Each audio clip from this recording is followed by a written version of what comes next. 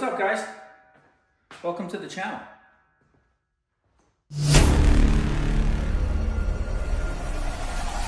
So today guys, we're gonna install some parts on the YFZ. I got a batch of parts came in. We're gonna get it pulled out in the middle of the garage, and I'll turn the camera around and show you what we got. And basically some bulletproofing, so to speak, for the engine.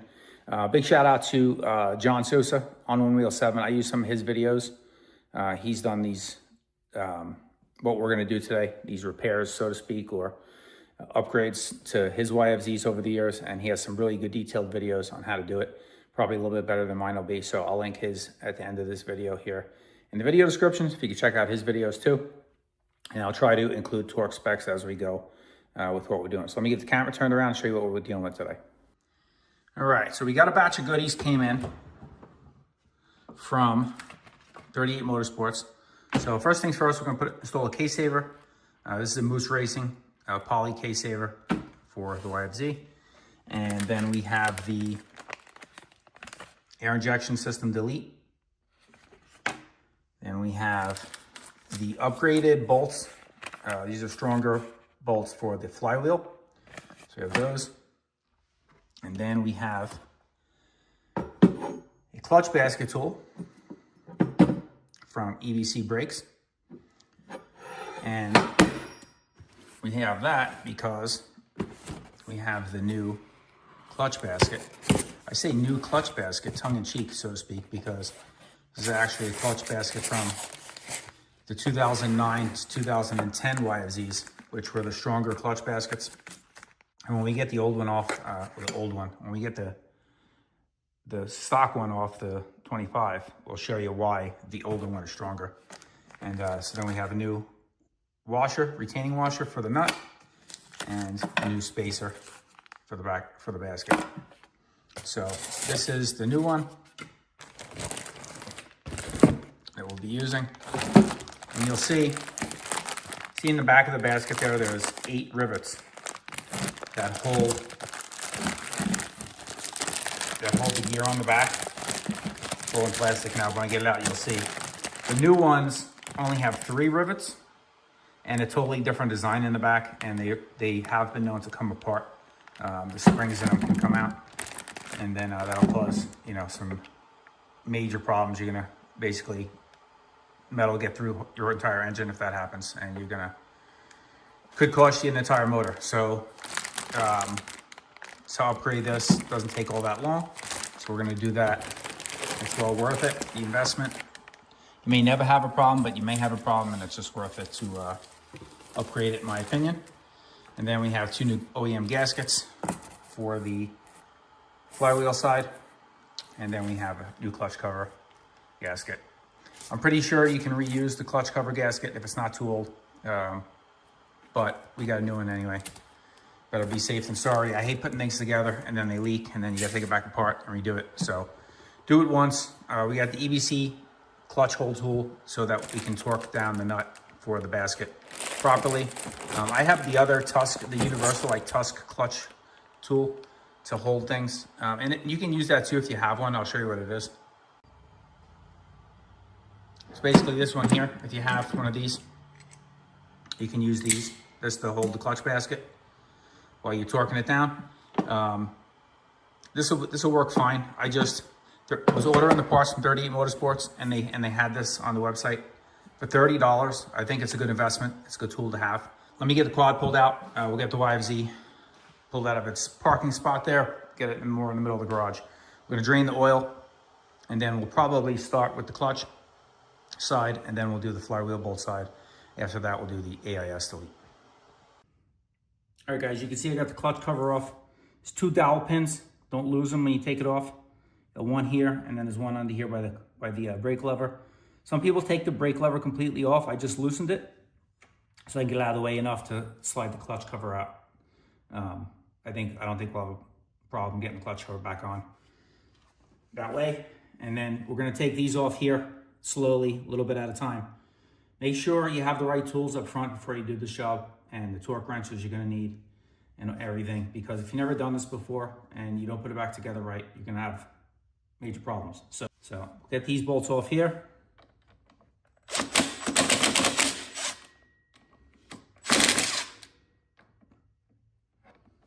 You're just gonna take everything off in reverse order, guys. Once you get this out, then we can pull out the bearing. When you take the clutch cover off, there's different size bolts. So you're gonna have the medium-sized ones. If you start at the brake, it's gonna be a medium-size, medium-size, medium-size one. Then you can have two really long ones up here. Then you can have two short ones. So make sure when you take them off, you pay attention.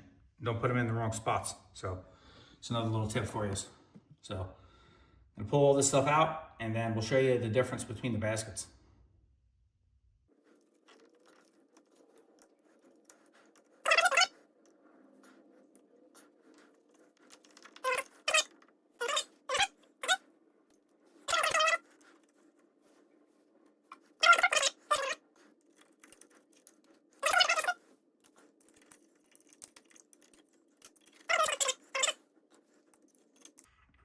That's why you have a little pick tool here like that. It really comes in handy. You can help pull that stuff out. You're gonna see this is the last one, and you'll know it's the last one. Just as it comes out, you'll know because the friction plate's a smaller one. The first one that goes in is a smaller friction plate. So, just gonna use a hammer and a flat blade screwdriver, be careful. And hammer back the washer that's folded over, the lock washer. But you got a new one. If you ordered the kit from 38 Motorsports, you got a new one. If you didn't, order one with it. So this is where your fancy tool's gonna come in handy. Hold it on. 30 millimeter.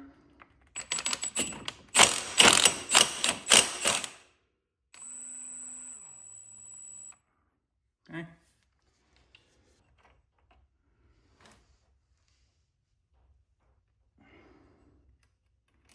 This is the washer we're going to be replacing.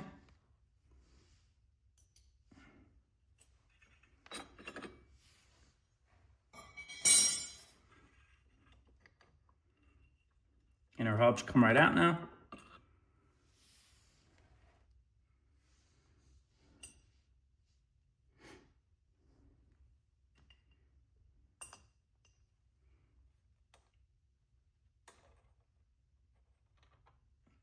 Washer, spacer. Okay. This should slide right out. All right, so this is out. I'm gonna show you on the bench why we're replacing this. All right, guys, so you'll see here on the bench. This is the one we just took off, okay? You see how the back is?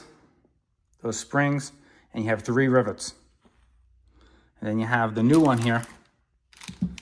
It's fully enclosed with 8 rivets.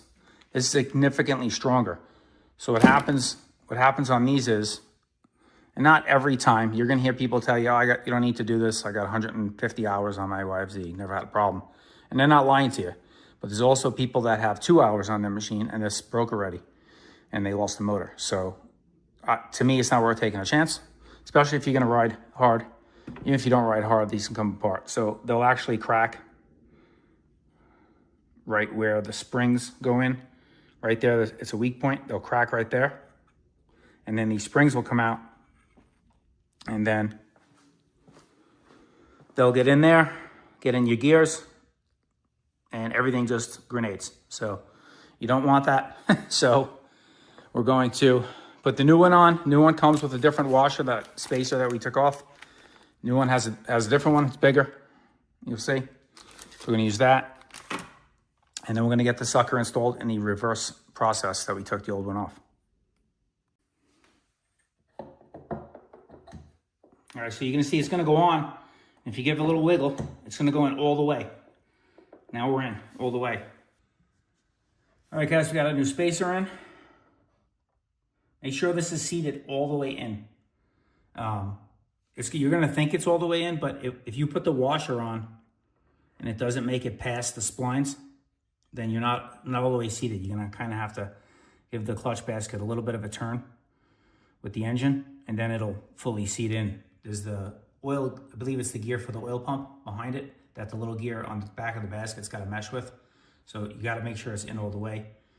I noticed I put it on and it didn't seem like it was in all the way. I kind of gave it a little bit of a twist. You got to force it a little bit with the turn, It's gonna kind of turn the motor with it. And then it went in another 1/8 of an inch or so. So as long as you got this spacer all the way on, past, if it's on and you can't spin it, it's not in all the way. So it's in all the way now. Put the inner hub back in. And then we got our new washer, new lock washer, and that's just gonna sit on there. There's little grooves that's gonna sit in. It's pretty self-explanatory. You'll see them when you take the old one off. I'll get our nut put back on. I'm gonna torque that to 54 foot-pounds. All right, that was actually a little bit harder than I thought. Just holding it and torquing it with, it's kind of a short handle, so. But we got it, it's 54. Now we're just gonna bend these tabs over onto the nut and then reinsert our clutch plates and our outer hub and bearing and put the cover back on.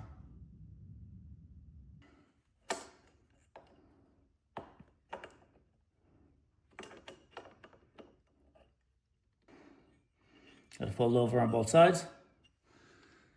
I got the beveled spring reinserted. There's another beveled spring in there. They face opposite each other. And then we're going to start reinstalling the clutch pack opposite way we took it out. So should be no problems. Smooth going from here, I would imagine.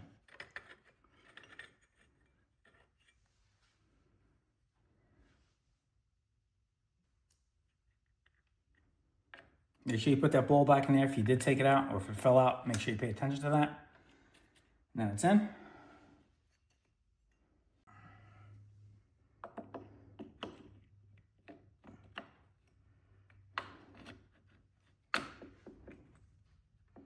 Guys, last step, put it back together. Make sure you get your rubber grommets slid back in there. Get this all in finger tight, springs, spring plate, and then we're gonna drive them in with the small nut driver just till they bottom out. And then we're gonna torque them to 7.2 foot-pounds.